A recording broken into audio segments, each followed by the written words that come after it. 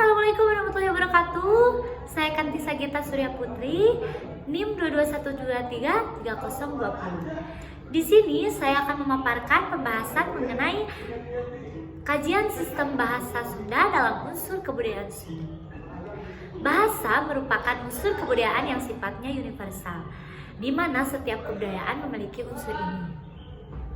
Bahasa merupakan alat untuk kita bisa berkomunikasi, di mana dengan bahasa kita bisa menyampaikan sesuatu dan merasakannya.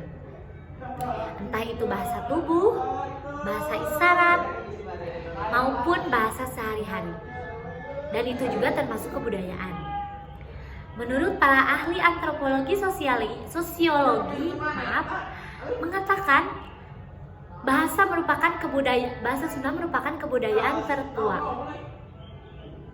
Lalu selanjutnya sistem bahasa, yaitu ada intonasi.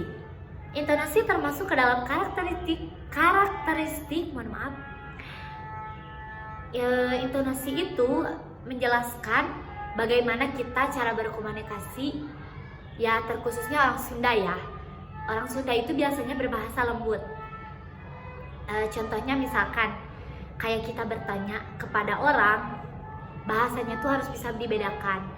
Intonasi bahasanya seperti apa, kayak gitu. Misalkan beri contoh yang yang mudah, seperti berbicara tentang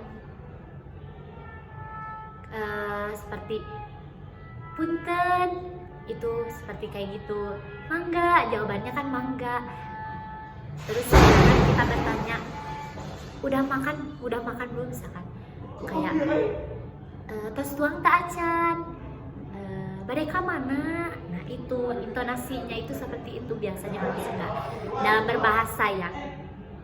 Atau juga misalkan dalam intonasi sedang marah, kunaon atuh didinya teh tah gitu. Jadi kita tuh harus bisa membedakan si intonasinya itu seperti apa gitu. Kayak gitu intonasi, kurang lebih seperti itu ya. Lalu selanjutnya kita di sini akan membahas tentang kosakata. Kosakata dalam teks. Kosakata itu sama tapi maknanya yang berbeda gitu. Misalkan contohnya kayak gini, kata buah tangan, buah hati, itu kan memiliki arti tapi beda makna gitu kan. Ya seperti itu. Lalu selanjutnya ada undang-usuk bahasa atau bisa disebut aturan tata tertib dalam berbahasa Sunda ya. Jadi ketika kita berbahasa Sunda itu, penyampaian berbahasa Sunda itu harus berbeda. Seperti bagaimana kita berbicara kepada orang yang lebih tua dari kita, atau misalkan kita berbicara dengan orang yang orang yang lebih muda dari kita. Kayak misalkan kita kasih contoh lagi dalam kita bertanya tentang hal-hal sehari-hari dalam kehidupan sehari-hari, seperti kalau misalkan ke orang tua itu bapak kepada bapak, misalkan bapak tos tuang tak acan gitu. Kalau misalkan ke adik tos emang gitu. Jadi kita tuh harus bisa membedakan gitu.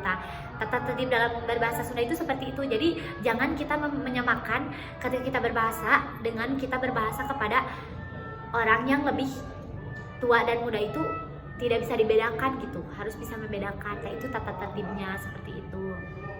Kayak misalkan kepada teman sesama,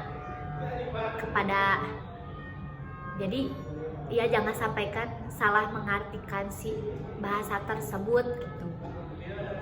Metode penyampaian bahasa Sundanya tuh harus benar-benar kayak kita tuh ya harus tahu aturan berbahasanya seperti apa gitu. Dan orang Sunda itu biasanya menggunakan bahasa itu menggunakan panca curiga, yaitu ada silip. Silip itu artinya ungkapan makna melalui kata atau kalimat hiasan kayak gitu. Seperti itu ya, mohon maaf.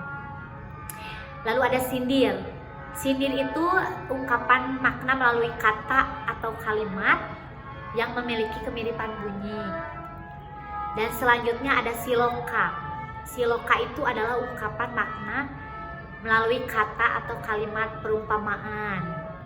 Lalu selanjutnya ada sasmita. Sasmita itu ungkapan makna melalui raut wajah atau pasemon. Dan ada juga simbol. Simbol merupakan makna melalui benda gerak atau bunyi. Seperti itu. Lalu yang terakhir ada surti. Surti itu adalah mengerti. Jadi kita tuh harus mengerti. Ketika kita menyampaikan suatu bahasa, kita juga harus mengerti dengan bahasa tersebut. Seperti itu. Ya mungkin itu saja yang bisa saya sampaikan. Mohon maaf bila ada kesalahan. Sekian dan terima kasih. Wassalamualaikum warahmatullahi wabarakatuh.